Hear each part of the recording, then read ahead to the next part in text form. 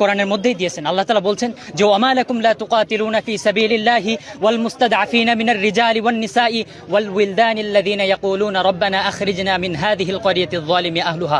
মহান আল্লাহ তাআলা বলেন যে তোমাদের কি হলো, তোমরা সেই সকল শিশু, বাচ্চা এবং বিরুদ্ধদের জন্য তোমরা জিহাদ করছো না, যারা চিৎকার দিয়ে বলতেছে যে হে আল্লাহ, আমরা এই জালিম জনপদের মধ্যে আটকে আছি। ওয়াজআলনা মিন লাদুনকা ওয়ালিয়্যা, আমাদের জন্য আপনি অভিভাবক নির্ধারণ করুন। ওয়াজআলনা মিন লাদুনকা নাসিরা, আমাদের জন্য আপনি সাহায্যকারী নির্ধারণ করুন। কেন জিহাদ করছি না? আল্লাহ তাআলা বলছেন তোমরা কেন জিহাদ করছো না? যে দুর্বল এবং পুরুষদের জন্য।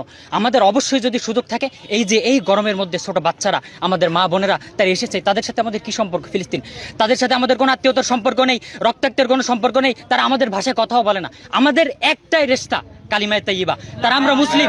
আমি আরেকটা বিষয় আপনাদেরকে, ছোট্ট একটা ক্লু আপনাদেরকে দিতে চাই।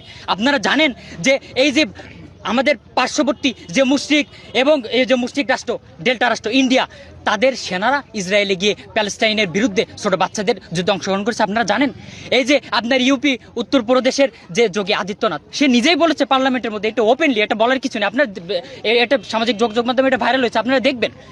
তো দেখেন, ছোট্ট একটা উপত্যকা, একদিকে ভূমধ্যসাগর, তিন দিক দিয়ে ইসরায়েল বেষ্টিত, একদিক দিয়ে মানে মিশরের যে সীমান্ত, রাফা সীমান্ত, ছোট্ট একটা উপত্যকা।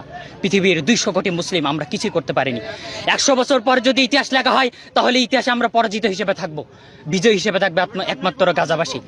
এজন্য আমরা আসুন, আমরা আমাদের সাধ্য অনুযায়ী আমরা যা করতে পারি, আমরা প্যালেস্টাইনের জন্য এগিয়ে আসি। তাদের জন্য এই স্লোগানের দরকার নেই, মিছিলের দরকার নেই, তাদের জন্য অর্থের দরকার, টাকার দরকার, খাদ্যের দরকার, ফান্ডামেন্টাল রাইটস, যে মৌলিক অধিকার 5টা জিনিস, খাদ্য, বস্ত্র, বাসস্থান, শিক্ষা, চিকিৎসা, সবগুলো সেখানে ব্যাহত হয়েছে।